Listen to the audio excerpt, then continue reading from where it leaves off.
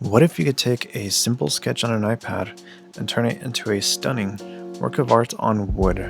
A slab of walnut, ordinary and untouched, becomes the canvas. With the precision of the shape of origin, grooves are carved and the stage is set. But the real magic happens when we add a touch of epoxy, and you won't believe the dramatic effect it has. So, we have some super exciting stuff in store for you guys today, so don't you go anywhere. I can't wait for you guys to check it out. What up? This is Tonyo coming back at y'all one more time. And today, we have this beautiful piece of walnut.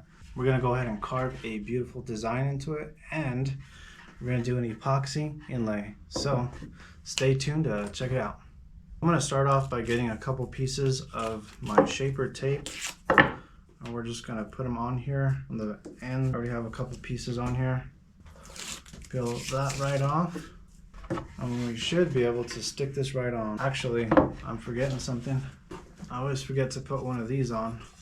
That way we don't accidentally run into the workstation. Just like that. How about that, son? Whoops. All right, we got it on here. It is looking good. And I also I like to put a clamp on the side sometimes just to add a little bit of extra support since this thing sticks out so wide. Here is the shaper origin. Let's plug her in and start carving her out. So the design we're going with today is going to be this design right here. I drew this design on the iPad with an Apple iPen. I spent quite a while on this design. Once I was done, I saved it as an SVG file and uploaded it straight to the Shaper Origin through the Shaper Hub website. And all I have to do is we have to put some of the shaper tape on here. Oh, dang it. What the heck happened here? It's the first time that's ever happened.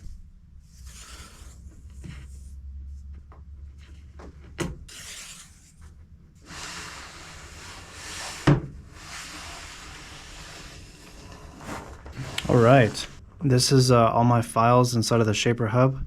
I just click the file that I uploaded from the iPad and you see it's downloading it. And there it is. All I have to do is pick the size that I want. I'm going to go with a 13 by 20 and we're going to position it. And we can see right here, I have it positioned to the size of the board here. And I just hit place. And we can start cutting. I'm gonna start here at the bottom and work my way up.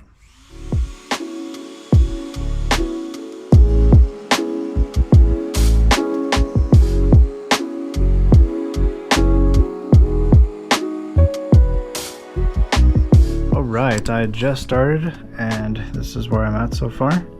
About a couple minutes in and it's already looking really good. I like it. I think that this is gonna look like an awesome project on walnut.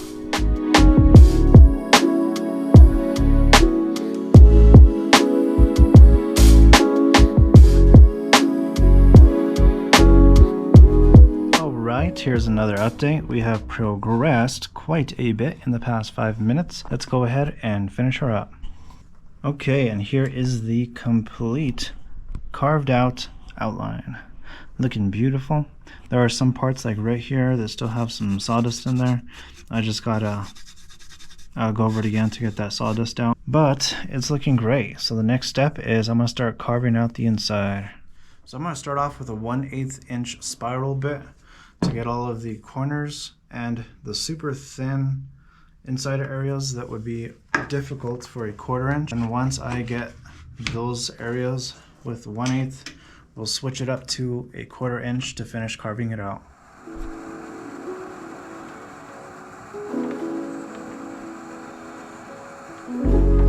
And there it is, baby. This is the final carving. I just got to take off the rest of the shaper tape. Like so. Aside from that, it looks pretty awesome. I love it. I've been out here for a couple hours. I'd say like 2 to 3 hours it took me to carve this thing out. I'm getting pretty tired, so I'm probably going to pour the epoxy tomorrow. So for me, it's going to be a good night's rest, but for you guys, it's just going to be 1 second. All right. So even though we finished the carving, We're not gonna call it a night quite yet. Before I go to sleep, I'm gonna mix up roughly about 7.5 to 8 ounces of epoxy. I'm using the Ecopoxy Flow Cast Kit. Now, I'd like to pause right there for just a moment. I just wanted to note that this particular epoxy I'm using is intended for a deep pour, but the pour I'm doing today is quite shallow and as a result can take a very long time to dry, which is okay for the most part, but with very shallow pours, I learned through experience that the epoxy pigment tends to sink to the bottom. So you actually want to use a much quicker drying epoxy, just as a heads up. We have a part A and a part B. It's going to be a 1-to-3 mixture. I have these little syringes here because it's actually really difficult to tip these things over and pour them without it spilling everywhere. So I came up with a solution to use these oral syringes to just suck the epoxy right out. And it does take a while to do this, but it works. Keeps me from making a mess.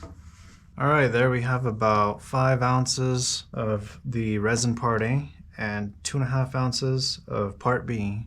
Now we can start mixing it up. The way I like to mix it is I like to get a little fork, get you a plastic fork and stick it in your drill, and or a spoon. You can get a plastic spoon too, and you just start mixing it around. You want to mix it slowly so that you don't introduce bubbles into your epoxy. So I'll kind of just mix it like this until it gets clear. You can see it looks a little cloudy in there, and Ecopoxy recommends you mix it until it turns completely clear.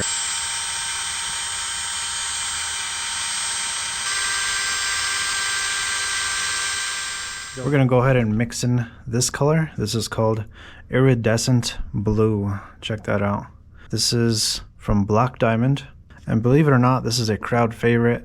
Everyone that I showed my colors to, they always choose this one.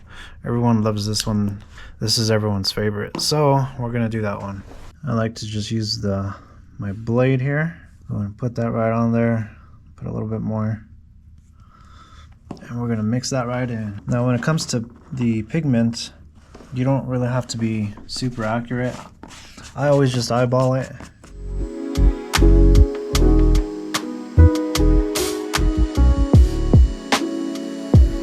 Alright, we have it all mixed up here. We are going to let this sit overnight now. And this epoxy in particular takes roughly between 8 and 12 hours before it starts hardening.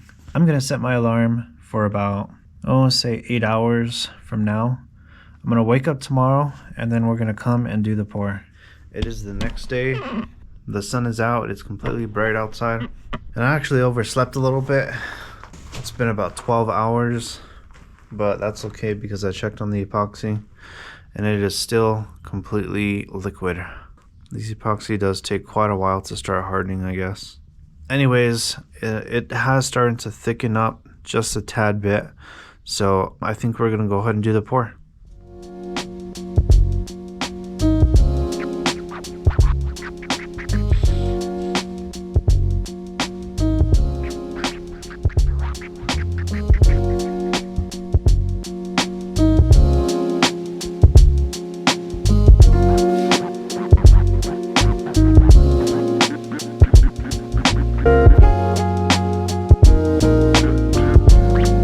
Okay, I poured it. This thing is looking absolutely incredible. I am blown away at the beauty of this thing. Alright, it's already nighttime. I thought I'd do one more quick update before the end of today. It is starting to thicken up finally. It's not quite peanut butter thick yet, but it is getting thick. As you can tell with me swirling it around, that's about how thick it is. It's about jelly, consistency of jelly.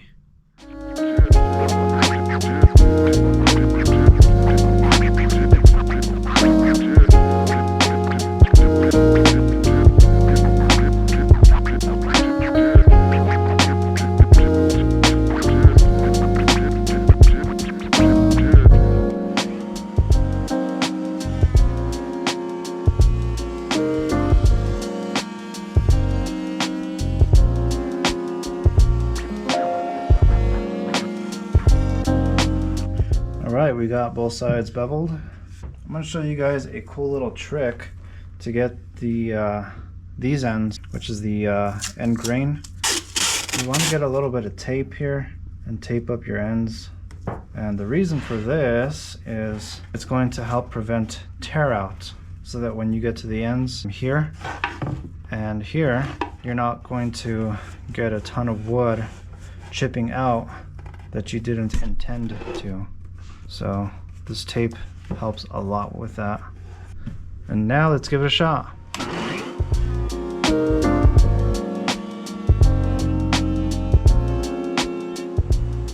Now if we take a look at these corners, they came out perfect. Absolutely no tear out at all. And actually, if you wanted to, you could just put a little piece like this on the corner, because it's really just the corner that gets the tear out. You don't really need to go across the whole thing. Okay, let's take off this tape and look at the bottom here. And again, you can see it come out. It came out very well. Very nice corners, no tear out.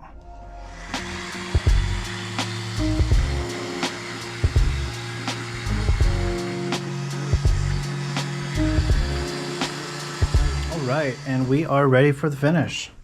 Now I have this other piece right here, spoiler alert, I'm going to be finishing this one as well. It's another piece I've been working on, so I figured why not do them both at one time.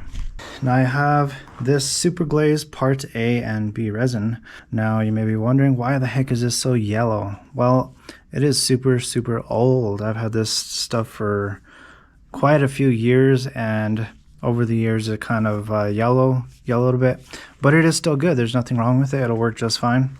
So let's go ahead and start mixing that up.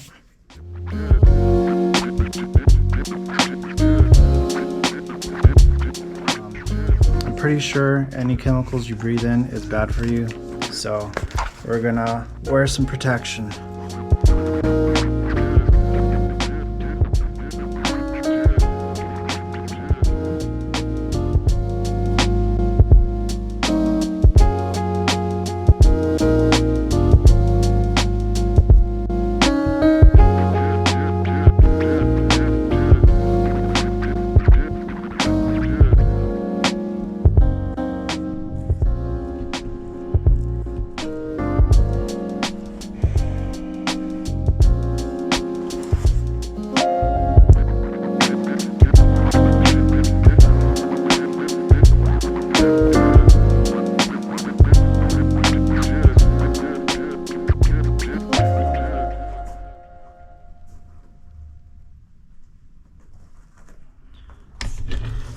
Alright, this is the continuation of this board here. We're almost finished. It's looking incredible. The last thing that I'm going to do to this board is we're just going to finish the back. And then I might order some handles for it. But if you guys think it's good as is, let me know in the comments. So I'm going to be using this Bayer gloss polyurethane. This is the Bayer Premium. I actually love this stuff. I think this is better than the Minwax version, in my opinion. I am going to put just a little bit in there, and then we're going to mix it with some mineral spirits. I am going to be wearing this respiratory mask just because the chemicals do give me a headache. So, you know, always wear your PPE if you're working with chemicals of any kind. I always recommend it.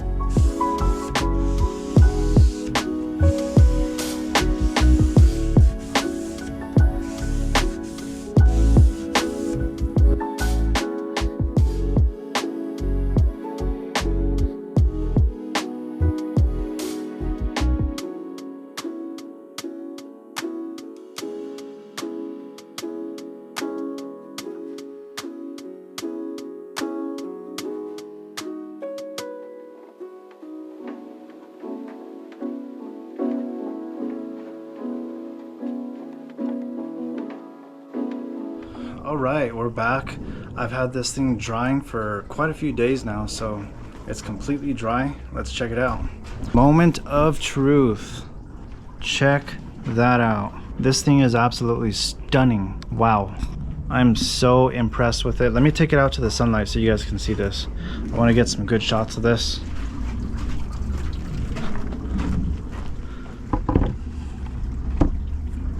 Look at that. That is absolutely incredible. I love how this project came out. I'm gonna go ahead and throw some up close shots here on the screen for you guys. I think this is definitely one of my favorite projects for sure that I have done so far.